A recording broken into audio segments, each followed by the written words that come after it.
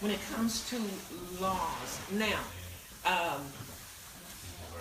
Mark Foreman, who was the detective, the one who used his rights, and he kept saying, how he said, I take the Fifth Amendment on everything that they presented to him as it relates to, did you deal with changing the blood samples, and did you, how do they call it? Rearrange the evidence. Right, rearrange the evidence, etc. Absolutely, absolutely. If it don't fit, you gotta quit. Okay, but here's a piece that got me, and wow, when they started running the credits on everybody, they had the little paragraphs, etc. And I was reading that very closely, and the one that dealt with Mark Foreman is that, you know what, he ended up writing a book, making big money. He ended up being a part of Fox TV as a commentator. That's right. Wait a minute. And also, they were able to pull the tapes from down south where he was working as a police officer, and they read, you know, not read, but played the tapes about the language that he was using the N-word just all over the place. And they had this kind of vigilante group. You know, those are the bad officers, cops, etc. And his attitude was, when you see them, the ends, using that terminology, and he went there. All of this was in the police records. The police records, all right, and so much more. How they committed to tormenting us. The same attitude of dealing with slaves, to the point that they would make them believe, you know, make them, the men believe, and they absolutely went after men to do that. And you know, they would laugh. It's a learned behavior. Absolutely. But here's my point right here. This is where I'm going. All right. And when I always listen back at the broadcast, and if I'm missing something, I'll come back with it.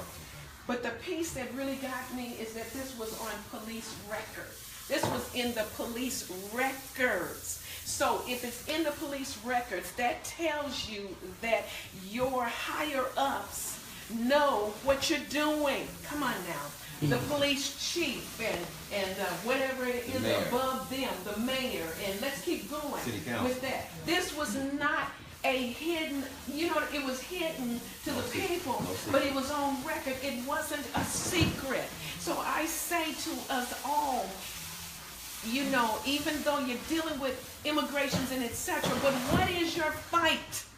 What is really your fight? Your fight is being educated, educating us as a culture, and being unapologetic about that, and taking that time collectively to embrace the knowledge that's within us for such a time as this. But when you understand that these are the kind of things that are not just done, there's evidence. There's evidence. All right, there is evidence. And when you are able to stand collectively and demand the evidence, our Nikema Levy Pounds, who's running for mayor, along with Raymond Deans, and who else is running for mayor in the Twin Cities? I don't want to leave anybody out. I thought he was council seat. He's council seat. I'm sorry, I gave him a plug unnecessarily. Jacob Fry. Okay, Jacob Fry. Okay, so who's running for Minneapolis mayor? Let's do that right.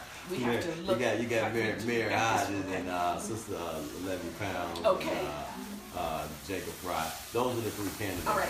And okay, so you know the piece that was in the amendment about you could be arrested for spitting on the sidewalk and loitering, etc. They changed the ordinance, yeah. Okay, say it right. Come on, help them out. They changed the ordinance. And that's funny, you touched on that piece right there. That's kind of a setup a little bit. That's the way it's supposed to be. Come on. And I have to speak from the position of you know, myself personally, I'm one of the CCAC members, which is this Chief Citizen Advisory Council, which is advisors that she has in the community to bring information in and to work on relationships to make sure that there are better relationships with law enforcement and the police department. Now, with this new ordinance, there is, you can't be arrested. Keep it topic. Give her credit. She fought until they removed that from the books. Yeah, you have individuals that feel like that's not right, and you have individuals that do feel that way. There's pros and cons behind it, so to be honest about that. Yes, personally, the spitting on the sidewalk, it's a little draconian, but however, you have to look at the reason why it was put there. Thank you. That's Jeremy. But it's misused in a lot of aspects also, where you may just have someone that has a cold that needs to get it out their mouth. But see, that's right in with the 13th Amendment. Yeah. You know, if you can't keep us slaves and make money off of and keep us as stock and a commodity, you lose that kind of control, so you go another way. That's no different than when, when in the South and, you know, the black community said, well, we're not going to ride the bus. All right? And they protested in that manner. So when they were riding the bus, they wanted them to, you know, wanted our people to sit in the back. There was no respect there. But as soon as they said, we're not going to ride the bus, now you're going to turn it into a law that you got to ride the bus. Why? Because you're messing with the economy. That's the bottom line. You're messing with the economy. When you start doing things that mess with the money, that's what happened with Black Wall Street. Absolutely. And we'll go out on that next week. But anyway, when you mess with the economy, when you mess with the money. So that's what we have with this immigration. You're messing with the money. So that's why they want to get sanctuary cities, because you're messing with the money. You can't. These temporary companies, they're the main culprits behind this, because they're undercutting the majority of our society with cheap labor. And they know, most of these companies, a lot of them do, know that people are using. Wait, you said immigration. Illegal. Let me stress that, because I always tell people about stressing that we're talking about illegal immigrants. We're not talking about immigrants. People that just stood in line. That's a long line. That's a long line too. Did all that paperwork. We're not talking about things the right way. We're talking about illegal immigrants that are taking up all these low-skilled wage jobs in these temporary companies, and then when the brothers go out here to these companies, ain't no work. But what about the fact that there are many in the political arena, politicians, the senators, those are the votes. Many of them hire illegal immigrants. Yeah, but also what people don't know is that a lot of them will vote. It's more about the voting block too, those things. It's not so much about them hiring them, though, right?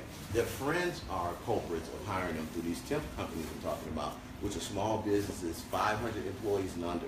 And you know, they're all over the place. You can name them. Right. I'm not going to name any names out there, but they know who they are. But when they turn around and say, when it's time for them to be exposed or be not voted in, but confirmed for the cabinet and different things, etc. And then all of a sudden you find out that, you know, this particular individual hired one. Right, not one, but we're just talking about the one representing all the others. That happened recently. Absolutely. And with that one right there, you know, the stroke. And then he said, I didn't, you know, well, as soon as I found out, I fired the person. So what happened was, it's going back to we talked about. But they knew. But this is going back to we talking about these temp companies, right? Commissioner, he knew. That's what I'm talking about. He knew it. She knew it. Let's be fair for a second. He said, I am being fair. He said that everything's political. He said, and unapologetic, he said that the temp company, right? Say for instance, you need housekeeping to keep your house clean. The temp company hired an illegal with bogus documents to work this job. When he found out that the person was illegal and their documents weren't correct, he immediately just discharged them from service. But he did the discharge after he had found out that the person was working and their documents weren't in line. But he had went through another company, another company like the temp services that we have, to get this worker, and come to find out Joe Billy got a warrant. Come on. So that's how that really played out. But the bigger catch of it is that what people don't know is that a lot of illegal immigrants actually vote.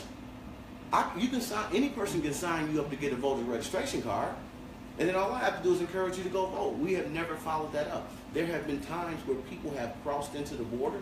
They left out of America, went to Mexico, and never had left. Come back in, immigration pulled them to the side. They said, you're also entering the country illegal. The person said, well, I grew up here. I thought I was an American. Say, why did you think that? Say, because I got a voter registration card in the mail. And the person never had applied for it, but other people had applied for you. So that conversation of how many people are illegal actually voting is a real conversation that we need to be having. Absolutely. Because that's about a political block. That's simply a political block, and that's the conversation that we can continue to try to generate, is that black Americans, I didn't say African Americans, I said black Americans. All right. That's black folks that are Americans. We don't know nothing about no African. Stop it. We don't know nothing about the book. We don't know no more than the white boy know when he reading the book. All right. Let's be real. Okay. Keep the naked truth on. So with that being said. Any comments in the house from anyone? As it's related to this, Ms. Erica, you shaking your head. What do you think? I'm listening. But that's keeping it real. What we know is here. We know Minnesota, Chicago, Detroit. This is ours. We don't know nothing about else. But what has happened is we've opened the door up for everybody else to come in. And they've come in, like your cousins come stay in your house, they've been there staying so long. Then when they start arguing with you about the TV, wait a minute, Joe. You a guest, man. You've been in my house for 4 years, eating up all my cookies, drinking up all my beer, and now you arguing with me ferociously as if it's your house. We have that right. This is when they bring in people from other countries, you have to ask this question: on whose bed you laying? Like the bed says somebody been sleeping in my bed. Well, somebody sleeping in our bed and we on the floor. This floor hard. I'm tired of it. Wow. For those who check the shelters out. Check it out. We got home. Most of the shelters, 85% of the shelters are black folks. So if 85% of the shelters are black folks, then how are we bringing more people in? Come on, stop it. You said stop it. Cut it out. Stop it. I'm telling you. Okay, and on that note, we are going to stop this right now because we want folks to be able to digest and, you know what, listen to the broadcast after the live. In the event you missed any of this. And, we want to keep you thinking. We want to keep you moving forward. And not only that, we want you to understand that everything is political. But you have the opportunity to dig down to the root. Get to the root of it. Get to the root of it. Speaking of that, Master Michael Kuykindall is working on his documentary called From the Root. And I haven't been able to get that out of my mind. I love it because that speaks on so many levels. You're dealing with the head. Goodness, there's so many You're dealing levels. with the head. Absolutely. Stimulate when you pulling in the hamstring, you stimulating the brain. Wow. This is awesome. But we want your comments. Facebook Live, we want your comments. Those of you, YouTube Live, subscribe to our YouTube channel, GMN Live TV. And listen, our young people are we're on their heels. We love them. They're getting ready to step out with their broadcast before this month is over. Yeah. And it's Yig Stars, What's Cracking. And I can't wait to hear. And so they're in the studio and absolutely getting ready for this. And you'll hear and see their broadcast on MTN. I'll be there. In rotation, I'll be there with you. on demand as well. And but that's what they will be doing. And they will also open up the studio doors live to a live audience. So please and support them. so absolutely. So I'm pushing down doors and moving Support things out of youth. the way for We gotta them. support our We youth. need to hear from our young people. That's right. All right, we're going to wind down and we're going to close out with Sounds of Blackness, Grammy-winning Sounds of Blackness. And listen, they have been nominated for a Stella Award. So we're going to see what's happening. But Royalty is featuring the high school recording arts. These are young people. So check out the video on our music channel on GMN Live TV. Have you enjoyed this today, everyone?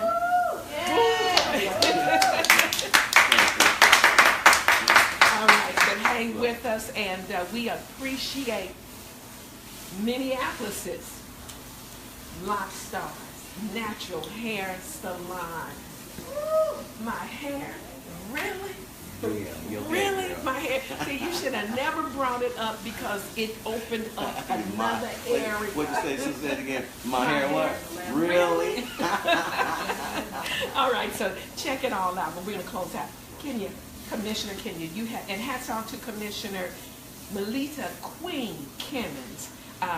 We're going to be talking about the housing issue, what's really happening here on the, and what we as a community can invest in.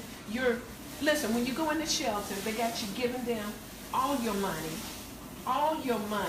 You're not able to really save any money to get out of that shelter if you're working, etc. And you might be sharing a big old room, you and your few little children in one bed, and it's a stranger in the other bed, that mama with her and her children, and they taking your money. Queen Kimmons has a solution. She runs the Northside Renters Forum, and it's all about buy your property, co-op together. We're missing a whole lot. So I'm just throwing that out there for you to think about. We're going to come back and I'm going to tell you some more about these laws as well. We're going to hear more, another level. We're going to go a little bit more from the master Locologist. You came up with that. You might be able to get a little something. We'll work on that. A credit, I'll give you a little credit. We'll work on that. Locologist, I love it. The first in the world is Michael. But thank you for joining us today. Everything is political. Join us next week, 12 noon. And you know what? Have your lunch while you're listening in. Go ahead, Commissioner, and then we'll close. And I'll just close with this here is we have to start thinking collectively. It doesn't matter what we're focusing on. We're not gonna be able to achieve that individually. We will only get there collectively. So with that being said, I look forward to more joining us at the next session, and let this conversation continue to build until we got a tidal wave. All right. God bless. Roy,